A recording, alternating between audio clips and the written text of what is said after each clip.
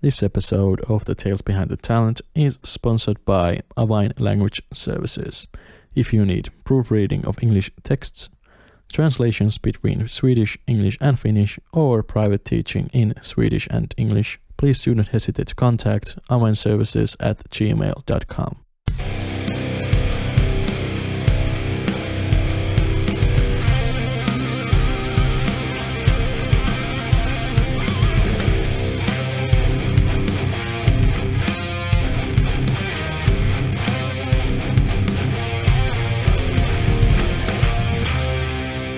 Welcome to part 2 with Jussi Sauvola. In this part we discuss how he ended up playing keyboards for the troll metal band Verikalpa, and we also discuss the band's future plans. So, check it out. So, how about Verikalpa? How did you get involved in that? I actually got involved in Verikalpa. It was the guys were making their first actual demo, Taistelutahto. It was a single song, and the guys didn't have a keyboardist, and they wanted to have keyboards in the band. And I think it was Sami Knutinen and Jussi Heikkilä who asked me to play the keyboards for that one song. Okay. So I said, sure, why not? I learned the song, and we went in, and I played it. The guys were super happy with the results. And then happened something that I still don't know what happened, basically. I was just, I think the guys just called me and they said that you were in the band. Okay, you are in the band. Yeah, I was just, no questions, though I don't have a choice. Nope, you don't have a choice. But it was a problem. It wasn't a problem for me since I had heard the upcoming songs on top of the Taistelutahto song, and I mean, they sounded great. I mean, it was folk metal. You could hear it. You could hear the influences like Fintroll and Ensiferum there, but the guys had a totally unique sound and a new touch to folk metal. Like they sounded like Verikalpa. They didn't sound anything like any other band. So of course, I was interested in joining the band. Yeah, you can hear the influences, but you can still like hear the original sound of the band. Yeah. I really liked what they got going. So, yeah. So, Verikalpa is a project that Jani and Sami, or just Jani, originally started like almost 10 years ago. Like I can't even remember when the guys first started. I mean, it was just a fun project for the guys. It was Jani and Sami. I think it was just something that the guys drank beer and did some music, recorded something. So it wasn't even a serious project.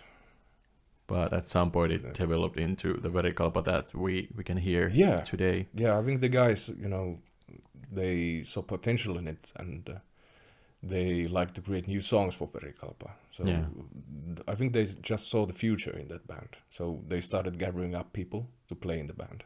And I was the last addition to that. So. But it's news to me, even though I've been somewhat involved in the last years getting you guys beer on stage. Yeah, general beer manager. Yeah.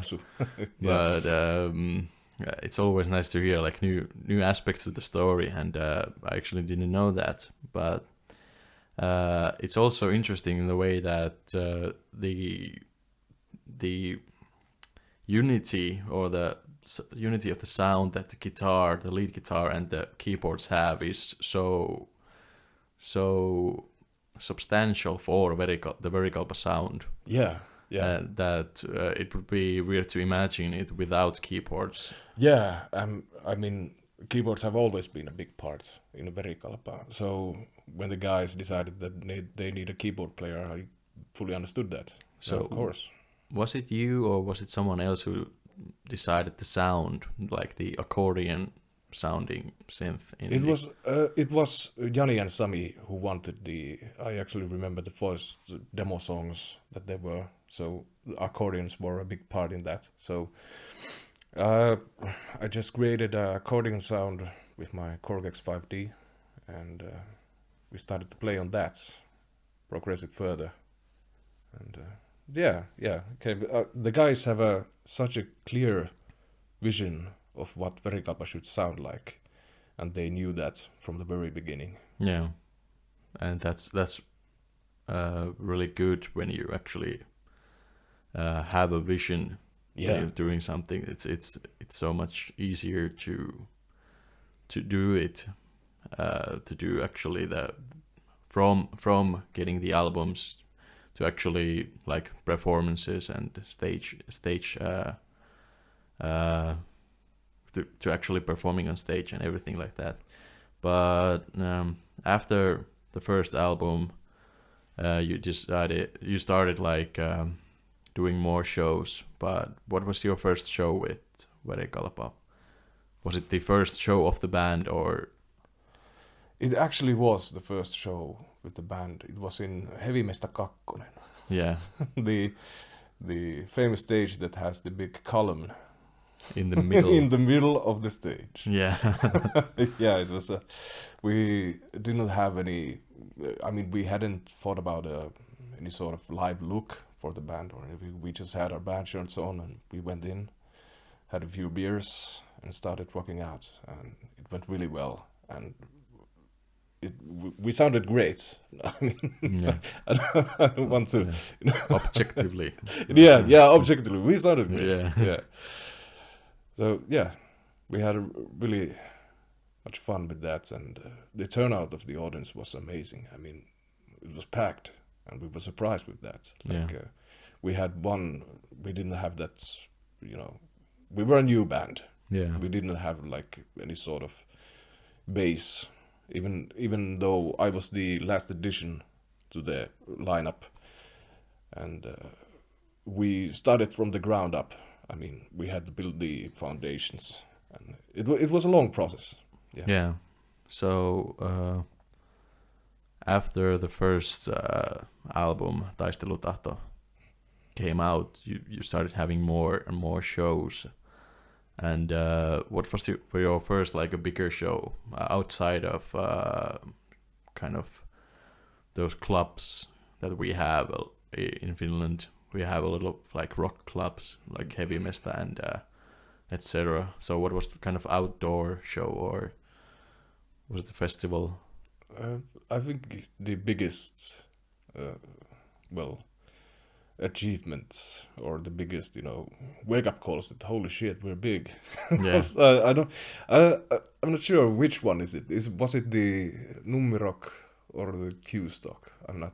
It was the same year. It was the same year. Yeah. I can't decide which one was like bigger. I think I'm a big fan of Numerok, and I've been going there for years. So it was an absolute honor to play on that stage. That was actually the place that we got to know each other at Numerok gig, and I've heard a couple of your songs, but because there was this thing in the bar that you buy a beer but you pay an extra euro, and then you bring back your can, you can get the euro back, and it doesn't matter how many cans you have, you always get the euro back. Yeah. So talk about recycling. Yeah. Your show was so successful that people were in a circle pit almost the whole show, and they were just drinking beer and then tossing the cans. Yeah. And I was the guy who picked up the cans and went to the register and just cashed up. The richest man in Numero. Yeah. And I think it was like 30 or 35 euros that I got from that, and I drank the whole night with that. Holy shit. Yeah. Why didn't we get a small part of this money? I don't know. I think you owe us. Like a provision. Yeah. I think it was the day after that our mutual friend introduced us or something, and then we just hang out for the rest of the festival, and and also, and then later with Q Stock, at least we saw each other at some point, but I was there with Morsupita that year. Yeah. But yeah, those are like fun anecdotes, like your first show, and I was cashing up with like beer cans in the background. Yeah. And didn't really like pay attention that much. And it was the trip back when I started to actually listening to the album, like, yeah, this was pretty nice guys. I'm gonna see what the band is like. And I was like, oh, holy crap, this is good. Yeah. I really like it. We surprised everyone. Yeah. And a couple of years later, you published the second album, Tuoppitanssi. So how was the process when you think about recording the first album and then recording the second album? Was there something substantially different, or were they kind of the same? Well, actually, the biggest difference, I think, was with my keyboards. Since the first album, Taistelutahto, I just went to the studio and I, played in the accordions and some, some chords there. So it was pretty basic keyboard-wise. Yeah. There wasn't that much flair or extra stuff there. But the second album, we decided to do the keyboards at my place. So I actually had to learn how to use MIDI signals and DAWs and how the hell, how do you actually make keyboards for a metal album? So it was a really, really, really long learning process for me. Okay. So, but I think it paid out in the end. We did a lot of tracks, a lot of keyboards on that album, and it was nicer since the guys came to my place and they had ideas. Maybe some brass sounds would be cool for this. Like, could you play it a bit like this? Could you play it a bit like that? And could we add this there? So it was more of a thought out process. So it's more versatile. Yeah, than definitely. the first album. The first album is more like accordion based sounds. Yeah. It sounds, in my own ear, it sounds much more basic, and the second album has a lot more, more brave solutions for the keyboards. Yeah. Like, we totally tried some different stuff there. And so, did you write something for yourself because Jani is the guy who makes at least most of the lyrics, and I think he has the basic ideas for the songs also. But yeah, Jani and Sami are the main composers for Verikalpa, and I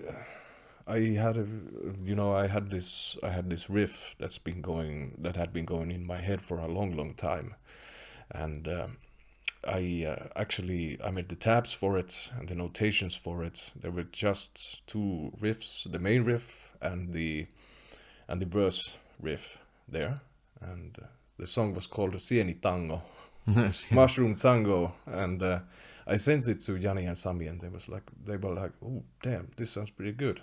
Like, maybe we could work on this. Okay. And the guys did the chorus and the bridges there, and it was the first Verikalpa song that we did, the three of us. Like, we finished it, and it was called Peikon Kieli in the actual album. The tongue of the troll. Yeah. Not the language of the troll. Yeah.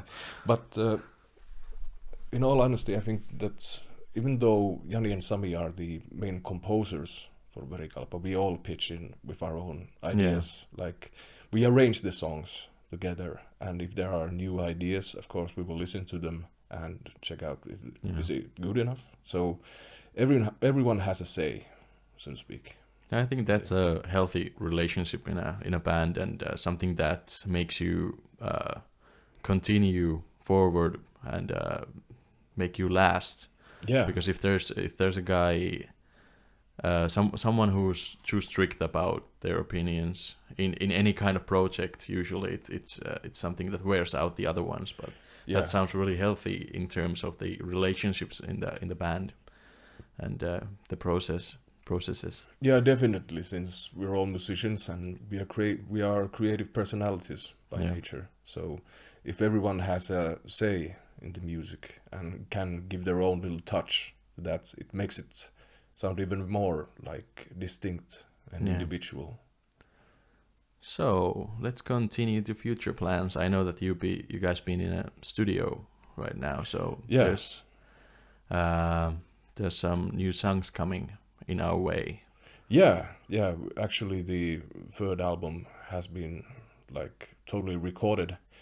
Everything has been done, so we're actually now waiting for the first mixes of the songs. Yeah. And we're really excited how it's gonna sound like, since this album has its own distinct qualities, and it sounds again a bit different than the first and the second album. It's gonna be fresh, and it was recorded in Surf Sound Studios in Toivoniemen, Oulu, and our go-to producer Janne Huotari is again responsible for the sounds. And the same guy with was it both the first and second albums? The first and the second album. So he's our go-to guy. He's a real professional, and he actually had some great ideas for this album. Like, he wanted to try out some different things, and we have no idea what's gonna sound like. So yeah, it's an exciting process and exciting waiting process for you also. Oh yeah. We were promised that maybe tomorrow or the day after that we would get our first mixes. So yeah, we're really excited about it. So we are now in the 21st of March. This interview comes out a little bit later, so maybe at that point you guys have already heard it, and the process is one step closer to publications. Yeah.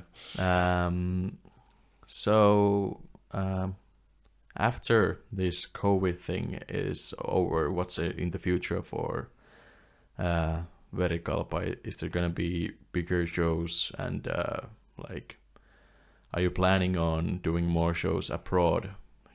Oh, hell yeah.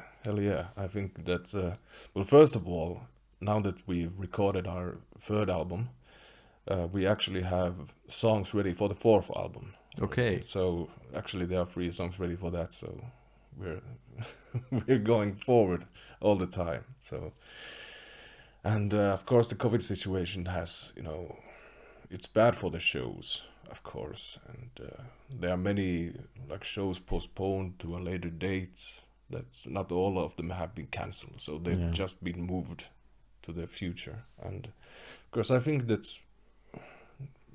now is the time that we are really getting our, how do you say it, leg between the door. Yeah, I think that's a getting a foot in or something like that. Yeah, indeed. That's we've gotten really much attention abroad. So I think after this whole COVID shit is done, we're going abroad. I'm pretty confident about that. Yeah, sounds good. Yeah, bigger shows, more albums. And regarding that, Vesa Ranta, there was an article about Vesa Ranta is the drummer of the band Sentenced. So there was an article about I think it's a local alternative media that was like, what does Oulu, the city that we are in, sound like? And he named you guys along with Morsubita to be the 2 options for the next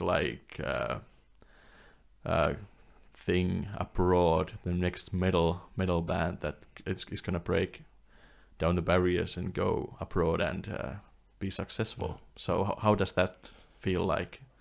Well, first of all, hyvä vesku! First of all, thanks for the shout out to Vesa Ranta. I mean, you will get plenty of high fives when we see each other. So of course, it's a huge honor, and I like the fact that we are actually blinging on someone's radar. Yeah.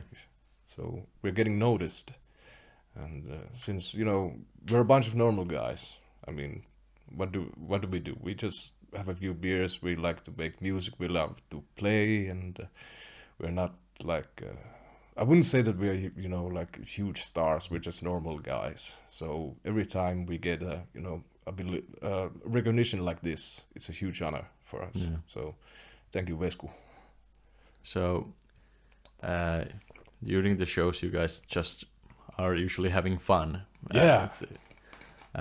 Before we end this, I'm gonna address that it's always nice to see you guys in the backstage, and you're always there's some kind of jokes going on, and the atmosphere is really friendly and good. And sometimes if there's another band in the room, it might be even too much. For some, yeah. Yeah. But it's always it's a nice leisured down, like a calm but still playful mood in the backstage rooms. So yeah. as I think that as long as you keep that energy going on, then you go on stage and play as skillfully as all of you guys do, I think that you're gonna have a bright future ahead of you. Yeah. And thank you very much. And like the point of Verikalpa is to have fun. Yeah. Like there are many bands who touch on politics and stuff like that. That's not for us. Yeah. But what we're about is drinking beer and having fun and dancing. And I think that is something that you can see when we're playing live. That we're cracking jokes, we're having fun, we're making people dance. And if you're really strung up on stage, like you have a goddamn crowbar up your ass, I think that the audience will notice that. Yeah. And they will be a bit more reserved like that. But when you're genuinely having fun yourself, it's yeah. I mean, people are emphatic and they can sense that. Yeah. And it's it's contagious. Yeah. So having fun. So and we of course we love to bring that to the backstage also. So, yeah. We love this. We love this, and we love to show it. And we all know that like touring it's hard work. I mean, sleepless nights, long travels, bad food, ABC-ruoka, so to speak. So, I mean, it's really taxing. So, still, you gotta keep a smile on your face, and hopefully the other bands on the backstage will also, get a little bit of that. So. Yeah, it's good to keep your mind kind of playful. Yeah. Even at the times of stress and tiredness and everything. Absolutely. Like that. But before we end the podcast episode, so do you have something that you would like to say to the listeners? Well, first of all, thanks for listening. So this has been really fun. I haven't done that many podcasts ever in my life. Yep. So it's been a fun talk, and I hope you guys got something out of it. Yeah. Listening to my babbling, and a huge thank you to Muksu for having me here, and just support music, buy bands merchandise, buy their CDs, listen to them, share on social media. Just this is a really taxing period for us musicians, so we really need your support, and we've gotten a lot of support, so thank all of you. Yeah, I usually ask at this point, is it possible to buy your merch at the moment, or?